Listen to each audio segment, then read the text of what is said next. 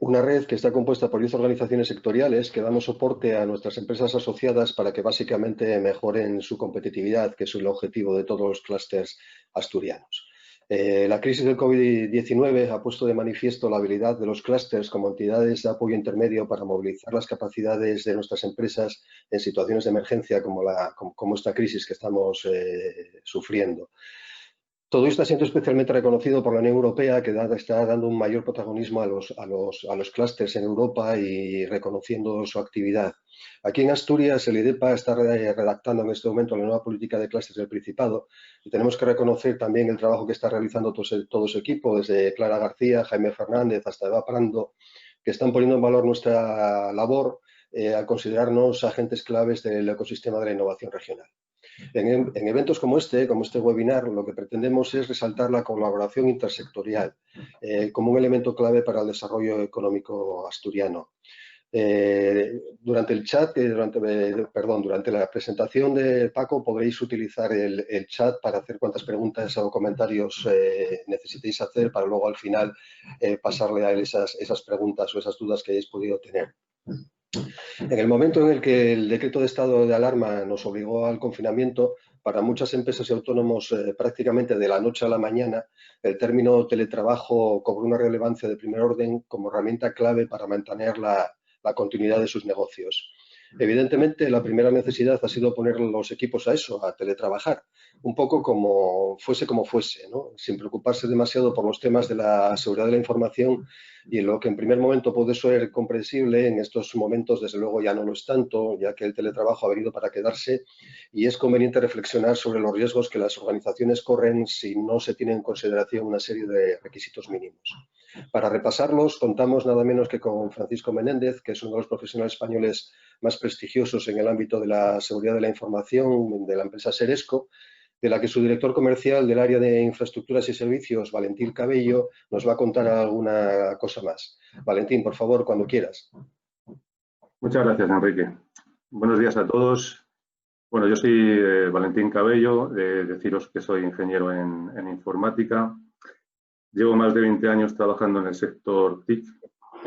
Trabajé durante varios años en Madrid como CEO de una multinacional del sector de la publicidad, dirigiendo equipos de trabajo multidisciplinares.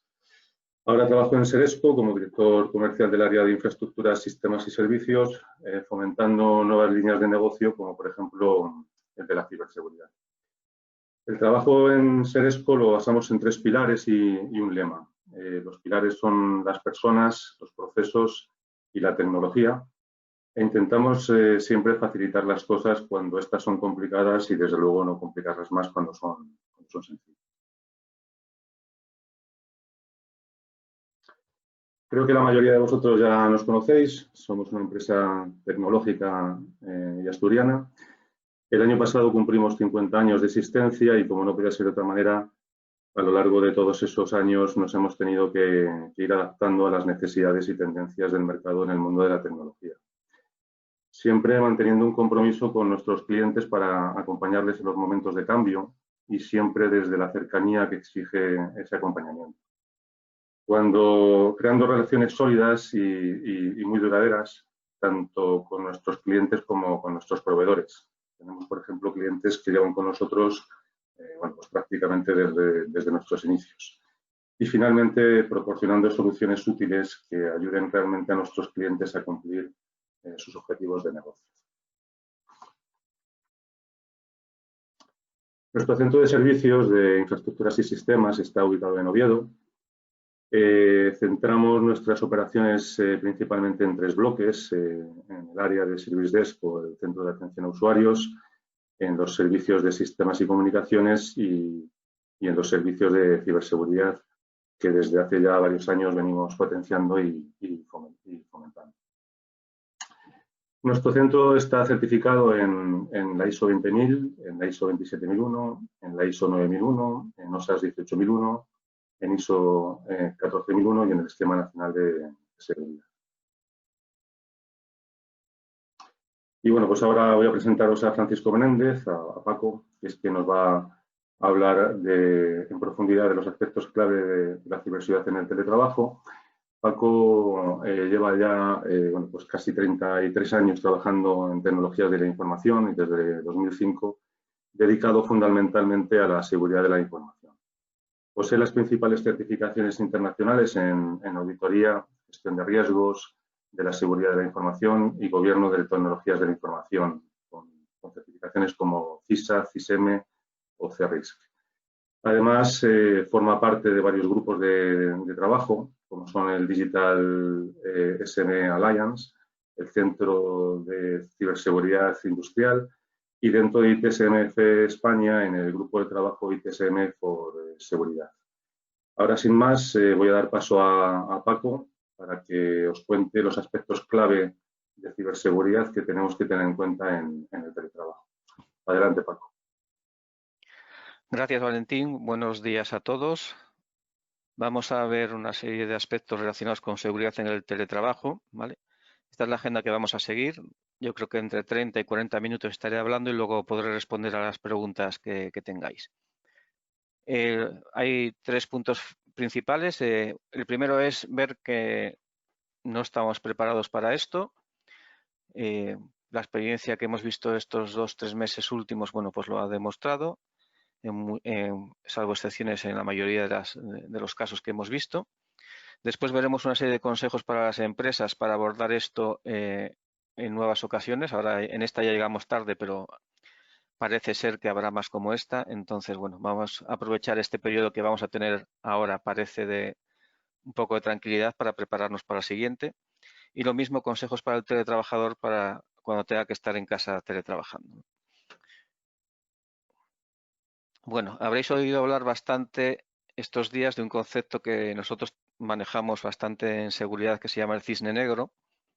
Es un término que no viene de TI, sino que es un término de análisis de riesgos económicos. Empezó en estos temas relacionados sobre todo con la bolsa y que ya hace años que en TI también manejamos para una serie de acontecimientos no previstos, básicamente. El cisne negro, desarrollado por Nicolás Taleb en el libro que tenéis ahí a la derecha, que es muy aconsejable leerse. No es un libro de TI, es un libro de análisis de riesgos y probabilidades de que ocurran esos riesgos basado en el ámbito de la bolsa fundamentalmente, pero que es extrapolable a cualquier otro ámbito, porque habla de conceptos y de filosofía de riesgo, no habla de nada de temas concretos.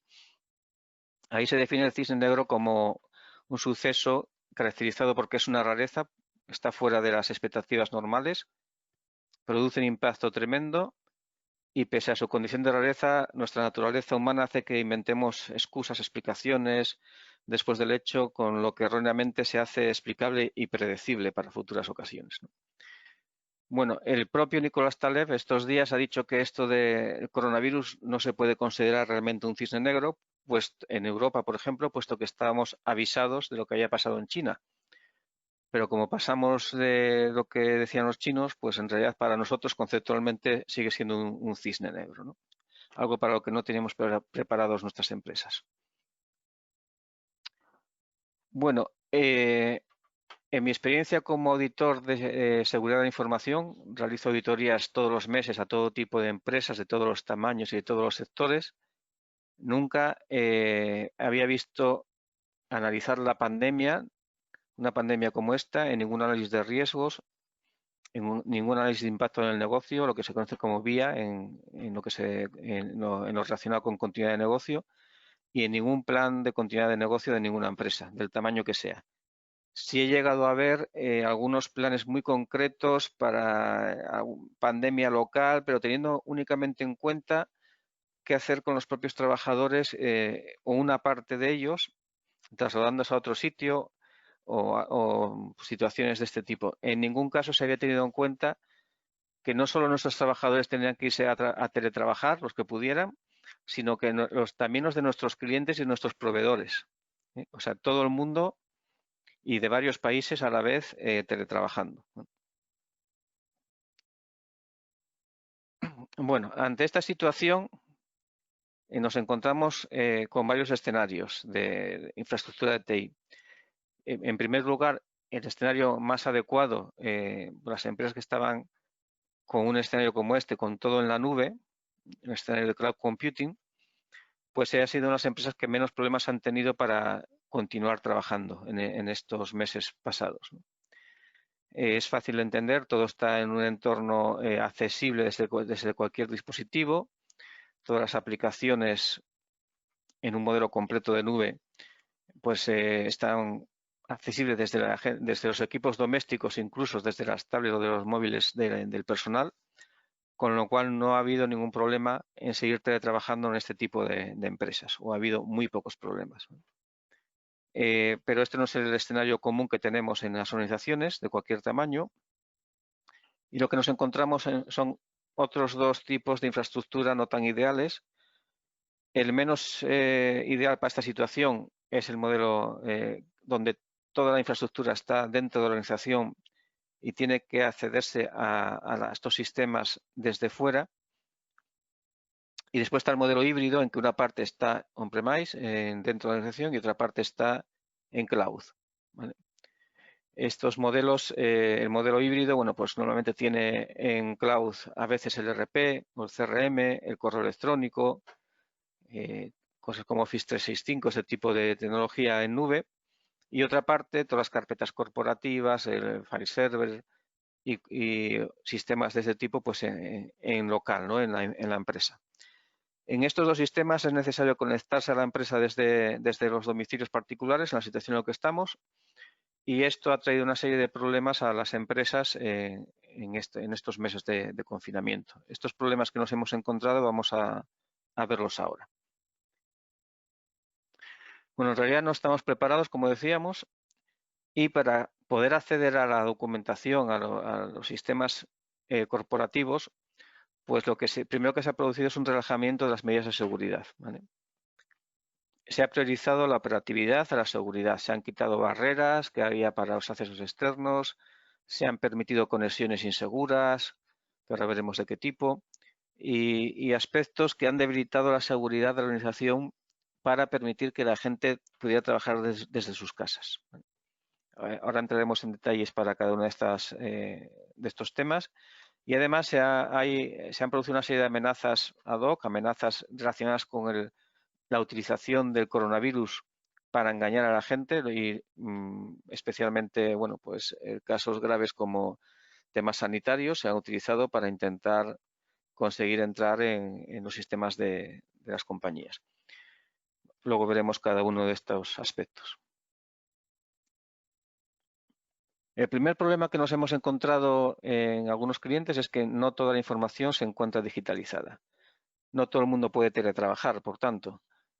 Un caso muy típico son las asesorías, los despachos de abogados con una gran documentación en papel, sin digitalizar de ninguna manera, que evidentemente impide el teletrabajo, o se llevan toda la documentación del despacho para casa, ¿vale? Esto en algunos sectores tiene especial importancia y se ha dado casos donde ha imposibilitado la operatividad del teletrabajo. Por lo tanto, una cosa que hay que ir pensando es en digitalizar todo lo que sea digitalizable. Otro aspecto es la carencia de equipos suficientes, portátiles, lo que ha llevado a que algunas empresas pues hayan tenido que utilizar equipos domésticos de los trabajadores, los equipos de casa, los equipos que utilizan los niños también para el colegio, ese tipo de cosas, para conectarse a la red corporativa. Aquí es donde se ha tenido que debilitar la seguridad de la empresa, quitar barreras para que estos equipos se pudieran conectar a la organización, con el riesgo que lleva equipos que se utilizan habitualmente para otras cosas y que no se sabe, ni tienen antivirus adecuado seguramente, ni tiene las limitaciones que tienen que tener un equipo corporativo.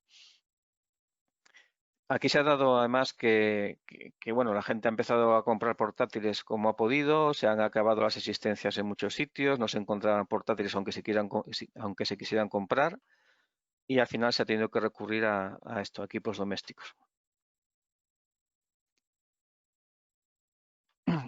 El siguiente problema, y para mí el más importante, es que ante la imposibilidad de que la gente se conectara de la manera habitual a la infraestructura de la empresa, se han permitido las conexiones, se han abierto conexiones de escritorio remoto directas a equipos y a servidores, utilizando el protocolo RDP y encima con el puerto estándar, lo cual supone un gravísimo riesgo de seguridad. La mayor parte del ransomware entra o por correo electrónico, el primer canal, el más habitual, con un enlace al que pinchas y te empiezan los problemas de cifrado de la información, o a través de este puerto, el puerto de la conexión RDP, el puerto 3389, que es un canal que tiene muchas vulnerabilidades y que es muy atacado, ¿vale? Pues desde el 6 de marzo, en Shodan.io, pues se puede ver estadísticas que en solo 18 días a partir del 6 de marzo, no, hasta el 6 de marzo, o sea, no incluía todavía ya cuando estábamos en estado de alarma, sino en los primeros días, ya se empezaron a abrir puertos y aumentaron en un 40% en 18 días los puertos de este tipo expuestos a Internet, lo cual lo hace totalmente vulnerable la organización, ¿vale? De hecho, se venden por $3 accesos a servidores RDP con las IPs y todas las características necesarias para atacar este tipo de puertos, ¿no? Este tipo de conexiones. El otro problema menor que el anterior que hemos encontrado es que las VPNs no estaban dimensionadas para esta situación. Muchas empresas tienen VPN preparada para conexiones externas, pero estaban dimensionadas para que ciertos trabajadores comerciales, gente que trabaja en cliente, bueno, pues de vez en cuando se conectaran a la VPN y pudieran conectarse a los sistemas y a la información corporativa. Lo que no estaban dimensionadas era para que todo el mundo, todos los trabajadores estuvieran a la vez atacando esas VPN, con lo cual se han producido bueno, pues atascos, bloqueos, imposibilidad de conectarse, limitación en el número de conexiones, limitación del ancho de banda. Digamos que la conexión VPN es la manera adecuada de hacer esto. Una VPN es una red privada virtual que cifra la información entre el usuario y la organización, con lo cual es totalmente segura o casi totalmente segura, es la más segura de las maneras de conectarse y la más controlable por la organización. El problema es eso, el ancho de banda utilizado y la cantidad de conexiones permitidas por los sistemas que ofrecen VPN dentro de la organización. Bueno, además se ha producido una saturación general de las comunicaciones, sobre todo, bueno, especialmente porque todo el mundo se ha puesto a teletrabajar, sistemas como el que estamos utilizando ahora de videoconferencia para todo. Además, la gente que no puede teletrabajar se dedicaba a ver películas en casa a través de plataformas como Netflix, lo cual hizo que el tráfico, por ejemplo, en Asturias, aumentara un 40% durante la primera semana de confinamiento, a partir del 15 de marzo. Del 15 al 22 de marzo, un 40% de aumento de tráfico en Internet. Esto produjo saturaciones, cuelgues, bloqueos, imposibilidad de conectarse a veces también, pero que ya no dependía de la organización, sino de la infraestructura general de comunicaciones. De hecho, se le solicitó a Netflix, por ejemplo, que redujera la calidad de sus emisiones. La redujo de tal manera que casi en la mayoría de los televisores ni se podía notar esa reducción de calidad, pero con eso ya se logró bajar un 25% el tráfico de Internet, para que os hagáis una idea de lo que supone todo ese tráfico de la gente utilizando las plataformas de este tipo, ¿no? Aquí tenéis a la derecha en 2019, bueno, pues la cantidad de conexiones que se producen, como ejemplo, en ese tipo de servicios que todos utilizamos y que, pues si hay una sobresaturación de su uso, pues hace que la red se resienta. Además, otro aspecto a tener en cuenta, sobre todo para las VPNs, es que se ha producido una inversión del flujo de las comunicaciones. Normalmente los sistemas corporativos están preparados para que desde dentro se consulte mucha información en Internet o se bajen archivos, se traiga información de la red hacia adentro, pero en este caso, cuando hay una conexión VPN, el mayor tráfico es al revés. El canal que sufre más es el de subida, porque la corporación tiene que suministrar información a la gente que está fuera de ella, ¿vale? Normalmente las conexiones cada vez son más simétricas o supuestamente simétricas, pero muchas conexiones todavía son del tipo, por ejemplo, 100 megas de bajada y 20 de subida, ¿vale? Pues en ese tipo de situaciones la que se utiliza fundamentalmente es el canal de subida, con lo cual es otro ingrediente más a que todo se ralentice, ¿no? Cuando se utiliza el teletrabajo. Un aspecto que hay que tener en cuenta también para el futuro, para que esas conexiones se puedan balancear, que sean lo más posible simétricas o que se puedan balancear varias conexiones para poder suministrar mejor flujo de comunicaciones. Y como comentamos, se han eliminado filtros, se han eliminado barreras. Por ejemplo, es habitual que una organización tenga barreras de qué páginas web se pueden visitar. Por ejemplo, no se pueden visitar casinos, páginas deportivas, este tipo de páginas y otras más, pues suelen estar filtradas para que en horario de trabajo pues la gente no se dedique a visitar ese tipo de páginas, y también por seguridad, porque esas páginas suelen tener más malware que otras, ¿no? Todas estas barreras, al conectarse vía VPN desde fuera, se han eliminado porque suponen también recursos que saturan el canal. Con lo cual, en muchos sitios han tenido que eliminar los filtros, tanto de filtrado web como de aplicaciones y otro tipo de filtros. Incluso se ha eliminado el doble factor de autenticación en muchos casos porque daba problemas utilizando la VPN. Y pues todas estas barreras se han eliminado rebajando los niveles de seguridad que tiene la organización establecidos para poder trabajar desde los domicilios. Por lo tanto, se ha priorizado la operatividad sobre la seguridad. Algo comprensible, pero hay que tener bastante en cuenta para próximos casos, tenerlo preparado para que no haga falta eliminar barreras de seguridad y exponer a la empresa más de lo necesario. Además, como comentábamos, se han producido campañas específicas de malware aprovechándose de la situación, ¿no?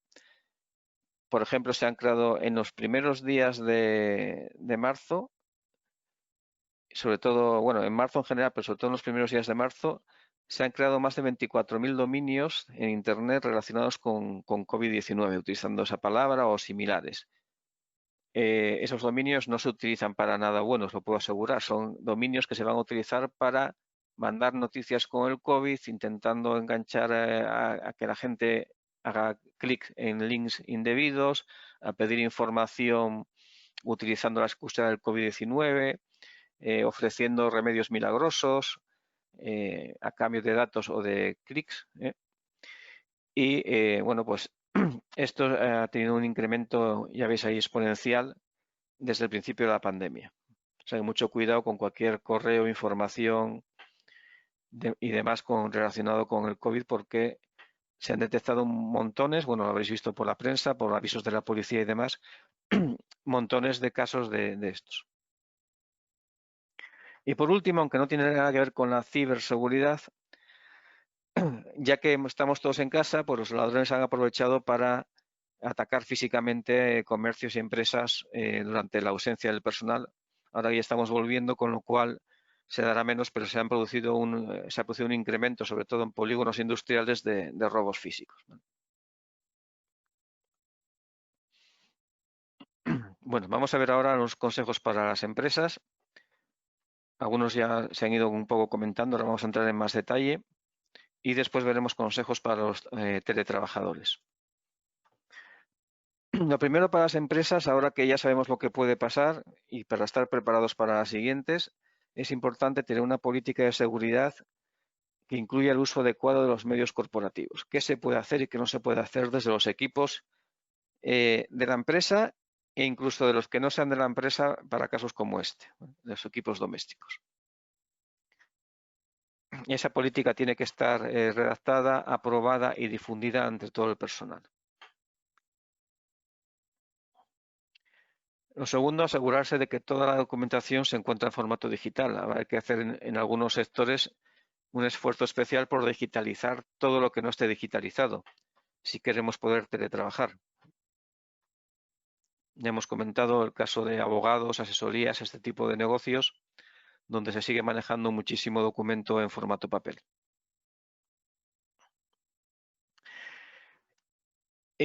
Intentar migrar, el siguiente consejo es intentar migrar lo posible al modelo cloud. Sobre todo, cuanto más pequeña sea la empresa, más importante es que se vaya a un modelo cloud. Por muchas razones, por seguridad, por costes, por operatividad, ¿vale?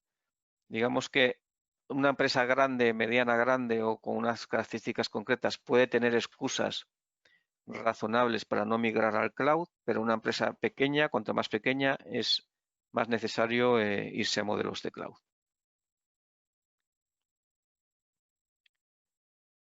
Lo siguiente sería que cualquier conexión que se haga con la empresa se haga de una manera segura mediante VPNs, redes privadas virtuales, normalmente gestionadas durante un dispositivo físico como un UTM, es un aparato donde se unifica toda la gestión de amenazas exteriores de la empresa, también interiores de cierta manera, pero vamos, fundamentalmente lo que evita es las entradas de fuera hacia adentro y gestiona todo aquello que es la conectividad de la organización. ¿Vale? Digamos que esto sería la manera ideal de configurar un VPN a través de un dispositivo físico. También las hay a través de software, pero es más seguro y tiene mejor rendimiento las que se gestionan desde un dispositivo de ese tipo, que además concentra en él un montón de aplicaciones de seguridad, filtrado de paquetes, filtrado de aplicaciones, filtrado de URLs web, anti-spam, antivirus, bueno, la gestión de la VPN, como decíamos, gestión de amenazas avanzadas. Bueno, es un aparato conocido como UTM, como os decía, donde se concentra toda la gestión de la seguridad perimetral de la empresa. Estos aparatos, como decíamos, gestionan las VPNs o pueden gestionarlas, una manera de hacerlo. Y aquí podéis ver un poco el esquema de la VPN. Un usuario remoto se conecta a través de la VPN, que gestiona normalmente esto, llamamos firewall, pero es más que un firewall, es un UTM de estos que comentábamos. Y de ahí este aparato, este dispositivo, pues ya redirige, si es necesario, hacia la red interna o hacia la red externa, a Internet. Esto quiere decir que si un equipo de casa, un equipo doméstico o un equipo de la empresa utilizado desde fuera se conecta a la VPN, si cualquier petición que haga Internet la va a hacer a través de la red de la empresa. No va a ser directamente desde su conexión doméstica hacia Internet, sino que todo tráfico va a ir gestionado por este dispositivo, con lo cual se va a poder aplicar las reglas de seguridad organizativas a esa conexión.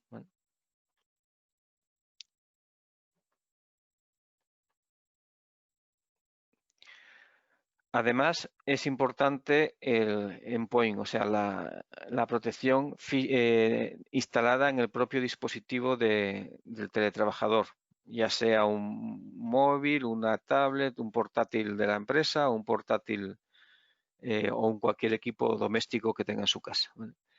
Desde estas protecciones del puesto de trabajo, que bueno, porque entendáis, es el típico antivirus de puesto de trabajo, lo que pasa que además de antivirus lleva más características. Muchas de estas que hemos visto para el UTM están también para el endpoint y además se gestionan de forma centralizada desde la empresa, con lo cual aquí de fondo podéis ver en la imagen un ejemplo de una de estas, de la consola de una de estas protecciones, donde se puede ver qué equipos están actualizados, qué equipos no lo están, qué tiene activado y qué no tiene activado de protección ese equipo, etcétera, lo cual permite controlar un poco la seguridad de los equipos que están fuera de la organización y que permite asegurar que incluso no estando conectado a la VPN, las características de seguridad y las políticas de seguridad de la organización se aplican al equipo aunque se conecte directamente a Internet.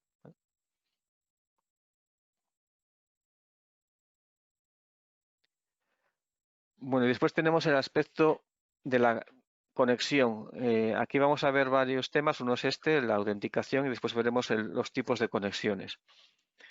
A ver, es muy importante cuando nos conectamos a una red organizativa el tema de la gestión de identidades que denominamos. Antes conocida como gestión de passwords, de usuarios y passwords, pero que ahora ya no lo podemos definir así porque intervienen más elementos. Siempre los que nos dedicamos a la seguridad llevamos luchando muchos años porque las contraseñas sean robustas, sean largas, se cambien cada poco tiempo. Bueno, la experiencia ha demostrado que no es la mejor solución. Quiero decir que incluso exigir contraseñas robustas puede ser contraproducente. ¿Por qué? Preguntaréis, si contra más robusta es una contraseña, más segura es. Pues sí, conceptualmente sí. Lo que pasa es que los usuarios son muy pillos, o sois muy pillos, buscáis los trucos para saltaros este tipo de contraseñas robustas. Y esos trucos consisten, por ejemplo, en volver a antiguas costumbres como apuntarlas en una libreta, en un POSIT, en un Excel si desprotegido. Pues se ha demostrado esto, que si exigimos mucha robustez en las contraseñas, si exigimos que se cambien cada 30 días en vez de cada 6 meses, si exigimos ese tipo de cosas, pues los usuarios, pues evidentemente se van a buscar trucos para no tener que acordarse de esas contraseñas que generan dificultad su gestión, ¿no? Entonces, evidentemente la solución pasa por utilizar otro sistema de gestión de contraseñas adicional, lo que se llama segundo o doble factor de autenticación, para asegurar que la conexión, bueno, pues se hace por quien debe de realizarse.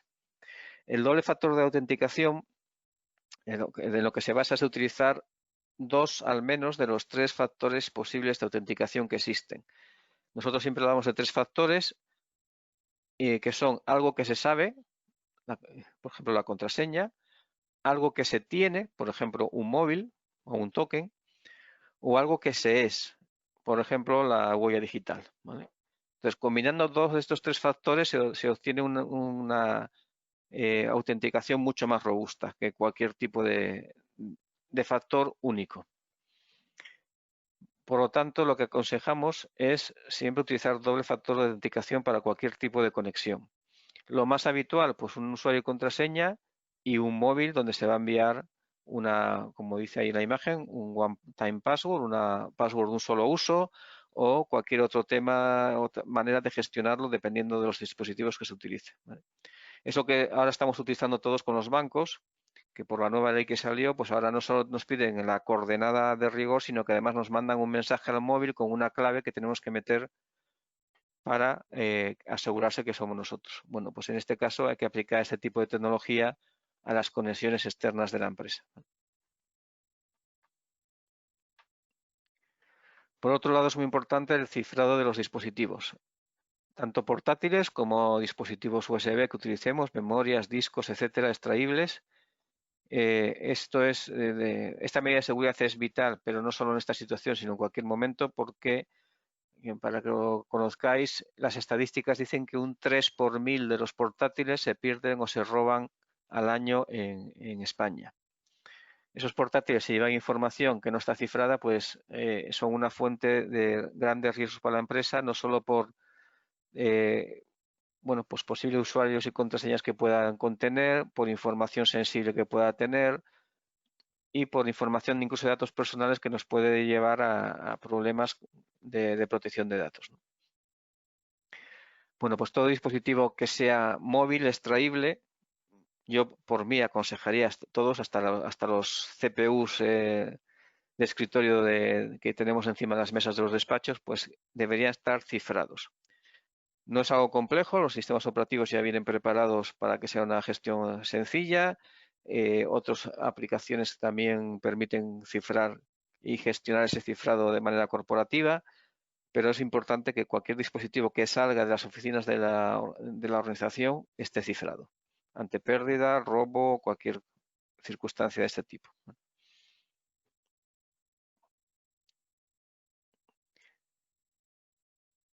Dentro de lo posible, además, hay que intentar evitar la relajación de esas medidas de seguridad de que hablábamos, ¿no? Esto ya lo comentamos antes. Lo primero, evidentemente, es poder trabajar, pero no debería dejarse de lado la seguridad. Habría que buscar un equilibrio aceptable para poder trabajar y poder mantener la seguridad de la organización. Bueno, evidentemente estamos utilizando todos canales de videoconferencia de todo tipo. Con unas empresas utilizamos GoToMeeting, como estamos utilizando ahora, con otros Zoom, con otros Webex, con otros Teams. Bueno, hay más por ahí. Lo importante, utilizar canales de videoconferencia conocidos y cifrados. Es importante que la comunicación sea cifrada.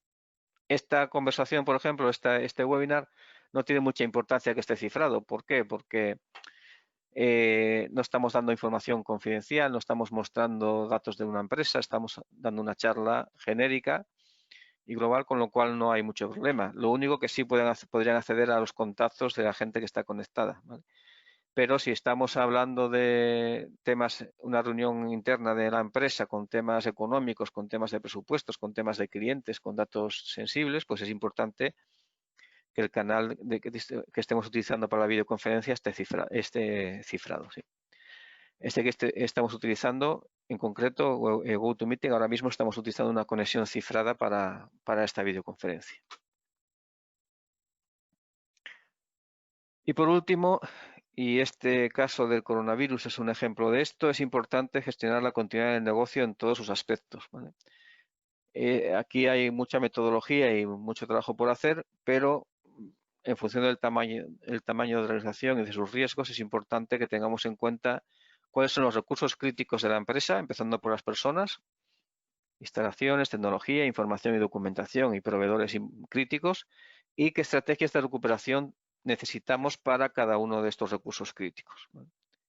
Si tenemos personas que participan en el negocio, que son importantes, que tienen mucho conocimiento, bueno, pues tendremos que documentar las actividades críticas que realizan, ¿vale? Dar formación, compartir el conocimiento que tienen. Bueno, pues para cada uno de los recursos críticos de la empresa y en función de las necesidades, pues es importante establecer estrategias de recuperación para cualquier aspecto que pueda afectar la continuidad del negocio. Hoy estamos hablando del teletrabajo motivado por una pandemia, pero pasado mañana puede ser el incendio de una sede, etcétera. Entonces, o que un trabajador crítico, una persona importante, se marche a la competencia, por ejemplo, ¿vale? Todos estos aspectos son fundamentales. Esto es lo que se conoce como continuidad de negocio y es algo que tenemos bastante abandonado en la mayoría de las organizaciones, ¿vale? Os dejo esta diapositiva para que vayáis pensando en este tipo de temas. Y para el teletrabajador, pues una serie de consejos también muy concretos, casi todos relacionados con los que hemos visto para la empresa, pero desde el otro punto de vista, ¿vale? Ya veis que es importante instalar Netflix para teletrabajar, como dice aquí el chiste, pero Netflix no debería funcionar en un dispositivo corporativo. Lo primero, conocer la política de seguridad de la empresa. La empresa ha tenido que generarla y ha tenido que tener en cuenta aspectos de teletrabajo en esa política de seguridad, y el teletrabajador debe conocer lo que puede y lo que no puede hacer desde su equipo, ya sea corporativo o equipo doméstico. Lo segundo, mucho cuidado con las conexiones Wi-Fi. No todos tenemos en casa una buena conexión y buscamos dónde conectarnos para teletrabajar. Eso también pasaba antes de la pandemia. O sea, cuando alguien está de viaje, pues se conecta a hoteles, a cafeterías. Por favor, no conectaros a ninguna Wi-Fi que no tengáis controlada y no conozcáis quién está detrás, y básicamente a ninguna. A la de la propia empresa y con cuidado, ¿vale? Nunca conectarse a Wi-Fi de otros, ¿vale? Es preferible utilizar vuestro móvil para establecer una conexión y utilizar lo que necesitéis y cortar la conexión. Las conexiones Wi-Fi son muy inseguras, se pueden controlar por un tercero de manera muy fácil, se puede meter a alguien en el medio de la comunicación de manera relativamente sencilla. Con lo cual, es importante que incluso vuestra conexión de casa, si tenéis Wi-Fi en casa, os aseguréis que contempla el tipo WPA2 como protocolo de seguridad, ya que si es protocolos tipo web son muy vulnerables. Es más, a alguien que tenga conexión web todavía en su Wi-Fi casera, le recomendaría que cambiara el router lo antes posible, porque digamos que la seguridad en web ya no existe. En su momento ofrecía cierta seguridad, pero ahora mismo es atacable por cualquiera en 2 minutos y bajándose el manual de Google. Por lo tanto, no nos conectemos a la Wi-Fi del vecino porque nos viene mejor que utilizar nuestro móvil, ni nada similar. Las conexiones Wi-Fi o propias o evitarlas. Segundo, tener los antivirus activos y actualizados. Si estamos utilizando nuestro equipo doméstico y no tenemos un antivirus, pedirlo a la empresa, pero es importante que tengamos un antivirus activo y actualizado siempre en los equipos que estamos utilizando. El sistema operativo actualizado, lo mismo. Un sistema operativo desactualizado tiene muchas vulnerabilidades que son conocidas por todo el mundo en poco tiempo. Es importante que todo esté actualizado en lo más reciente posible. Esto es muy importante. Mucho cuidado con los correos, redes sociales, navegación web, etcétera.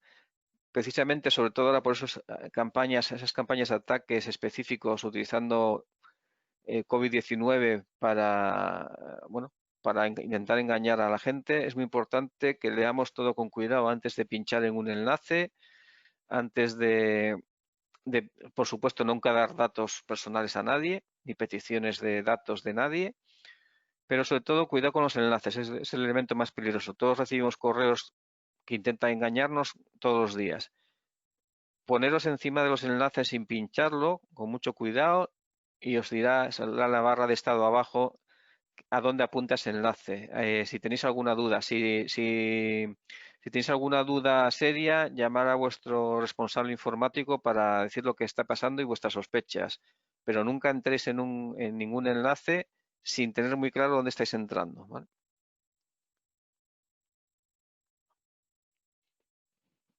Si el equipo que estáis utilizando es un portátil de la empresa, no naveguéis por internet con este equipo, utilizad el vuestro doméstico. Utilizad solo el equipo para labores profesionales. Es posible que si utilizáis además el equipo de la empresa para navegar por internet para temas no profesionales, os corte la conexión, os haga un mensaje de que no podéis acceder a ese sitio porque estará filtrado si está todo bien configurado. Este es un tipo de cosas que se han relajado para permitir la operatividad, ese tipo de controles, pero debería estar puestos los filtros de navegación en los equipos de la organización. Importante, almacenar todo en la red corporativa. Utilizar vuestro equipo como medio de conectaros a la red corporativa vía la VPN o el sistema que tengáis, pero todo lo que trabajáis, almacenarlo en la red corporativa directamente. No utilicéis un USB que luego vais a copiar a la red corporativa, no almacenéis en el smartphone, utilizar el equipo corporativo y la red corporativa para almacenar vuestro trabajo. Tened en cuenta de que de lo que no está en la red corporativa no se va a hacer copia de seguridad. Si luego perdéis ese USB o vuestro equipo se estropea, habréis perdido el trabajo realizado. ¿Vale? Por lo tanto, utilicemos las redes corporativas para el teletrabajo. Con una excepción. Aquellos que utilicéis herramientas, por ejemplo, de diseño gráfico o aplicaciones que muevan archivos muy pesados, aquí no es conveniente trabajar directamente sobre la red corporativa. Lo ideal es descargar los ficheros que necesitéis, trabajar con ellos en vuestro equipo en local y al terminar volver a subirlos a la red corporativa. Porque si no, cada vez que por ejemplo, estáis utilizando AutoCAD o herramientas de 3D o este tipo de cosas, cada vez que esa herramienta haga un autoguardado cada 10-15 minutos, va a subir varios megas, muchos megas por la VPN a vuestros servidores corporativos. Eso va a entorpecer, ralentizar, incluso bloquear el trabajo de los demás en vuestra red. Por lo tanto, si trabajáis con archivos muy pesados, trabajar localmente y luego acordaros en cuanto terminéis de subirlos a la red corporativa. Y un aspecto que consideraréis tonto, pero yo ya he conocido casos en estos 3 meses de pandemia, ya sea gatitos como lo que hay aquí que les gusta teclear, o niños que andan por casa y les gusta todavía más andar con las teclas del ordenador, seguid bloqueando la sesión al abandonar el puesto de trabajo, aunque estemos en casa. Si hacéis un descanso para ir a tomar un café, vais a la cocina, bloquear el equipo. Ya sé que parece una tontería, pero ya se han dado casos en estos días, ¿vale? Y se han dado caso porque en alguna vez que lo he comentado esto, varias personas me han dicho, a mí ya me ha pasado, no porque nadie me haya llamado específicamente para esto, pero sí comentándolo como algo que esta charla, bueno, pues o similares he comentado estos días, pues ha habido gente que estaba viendo el webinar y que me ha comentado que a ellos les había pasado en casa con los niños, básicamente. Aunque conozco algún gato también peligroso por aquí cerca. Bueno, pues hasta aquí la charla y ahora estoy abierto ya a las preguntas que queráis hacer. Enrique, ¿tenemos alguna pregunta por ahí? Hola, buenos días. Yo ahora mismo en el chat no estoy viendo preguntas. Os había informado al principio de que tenéis la posibilidad de utilizar el chat para preguntarle cualquier cosa a Paco. Cualquier duda, por favor, aprovechar estos minutos finales para lanzarnos las cuestiones que consideréis oportunas. Paco, ¿alguna pregunta sobre lo que has comentado? Por ejemplo, ahora estamos utilizando todos mucho las videoconferencias. ¿Cómo sabes si está cifrada o no está cifrada una conferencia? ¿Es algo que contratas al contratar el servicio? ¿Cómo funciona? Bueno, vienen las características de los servicios. Normalmente todas estas que estamos utilizando habitualmente ya van cifradas. De hecho, alguna que al principio de la pandemia no estaba cifrada, pues lo hizo rápidamente. La mayoría de las, digamos, habituales y súper conocidas, como esta que estamos utilizando, GoToMeeting, cifrados por defecto, ¿vale? Pero hay algunas otras menos conocidas que no lo tienen por defecto o que directamente no lo tienen y que, bueno, pues procuran utilizar esas para temas importantes. Normalmente sale un candado, lo que pasa, yo estoy ahora compartiendo la pantalla, no lo veo, pero suele salir algún candado en algún sitio de la aplicación de videoconferencia para confirmar que está siendo cifrada la comunicación. Paco, y otra duda, desde el punto de vista de la utilización de los equipos particulares de los trabajadores, ¿no? Las trabajadoras, ¿existe alguna regulación, existe alguna norma, existe algún tipo de, bueno, algo que permita a la empresa, bueno, pedirle al trabajador que lo utilice? ¿Es algo que se hace de mutuo acuerdo siempre? ¿Cómo funciona esto? Bueno, yo no soy un experto legal, pero por circunstancias de labores de auditoría y consultoría de este tipo de cosas, hay una variedad de casos muy importante. Una cosa es que la empresa tiene un equipo, lo utilices desde casa y ahí hay problemas en algunos sitios donde quién debe pagar esa conexión, por ejemplo. Cosas de ese tipo se han dado ya. Un aspecto más allá es utilizar el equipo doméstico para trabajar, para teletrabajar, donde los problemas ya se multiplican, incluso problemas de privacidad, porque claro, hay que la empresa introduzca un programa que va a hacer seguimiento de lo que haces, a dónde te conectas, a dónde no te conectas, es un tema legal complejo y debería ser por mutuo acuerdo, pero el mutuo acuerdo de palabra no tiene ninguna validez, con lo cual previamente se debería autorizar ese tipo de cosas. Entonces, por eso es muy importante el tema de la política que comentábamos antes. Si antes de que pase algo ya hay una política que establece cómo es, esa política la aprueba la dirección y después el trabajador la recibe y muestra su conformidad, pues ya hay digamos, un acuerdo para este tipo de cosas. Pero es un tema complejo y con múltiples variantes, igual que el horario de trabajo, las condiciones. No hay, en realidad no estamos teletrabajando legalmente, estamos trabajando desde fuera de la oficina. El teletrabajo tiene un aspecto legal que obliga a las empresas, primero se tenía que dar, lo estamos haciendo de facto, ¿no? Había una serie de horas mínimas antes de esto de la pandemia que la persona tenía que trabajar desde casa para que se considerara teletrabajo, la empresa tenía que poner los elementos necesarios, el equipo, la conexión, etcétera. Y esa legislación que era muy vaga, que existía hasta ahora en España, la están modificando ahora, bueno, ha salido ya varias veces en prensa que la están intentando modificar y aprobar para que esté pronto bueno, en previsión de futuros casos como este, ¿no? Pero ahora mismo hay un vacío legal en este tipo de temas. Seguramente, no sé si habrá gente más especializada en temas legales escuchándonos, pero por lo que a mí me cuenta cuando estoy haciendo auditoría consultoría, es lo que me encuentro. En cualquier caso, ¿recomiendas que haya algún tipo de documento, bueno, pues que conste que el trabajador lo ha recibido y que conste, pues bueno, pues que existe ese acuerdo, ¿no?, de la utilización de esos equipos? Sí, sí, Tenemos sí, una, eso es lo más aconsejable, sí, evidentemente. tenemos una pregunta, nos preguntan por el doble factor de configuración. Paco, ¿cuál es Doble la factor forma de configurarlo con facilidad? Doble factor de autenticación, entiendo. Sí, de autentificación, efectivamente. Vale, bueno, esto depende mucho de la tecnología que se utilice. Hay varias maneras de varios fabricantes, los hay basados en dispositivos hardware, utilizando el móvil. O sea, hay mucha variedad de doble factor de autenticación. Por ejemplo, uno puede ser una típica tarjeta de acceso más huella dactilar. Es un doble factor, son dos cosas, una que tienes y una que eres. Y ahí no utilizas password, en otro caso utilizas password más una clave que te envían al móvil o a un token. Entonces va a depender mucho la configuración de los dispositivos que se utilicen y de las aplicaciones que se utilicen, ¿no? No hay una manera única de configurar.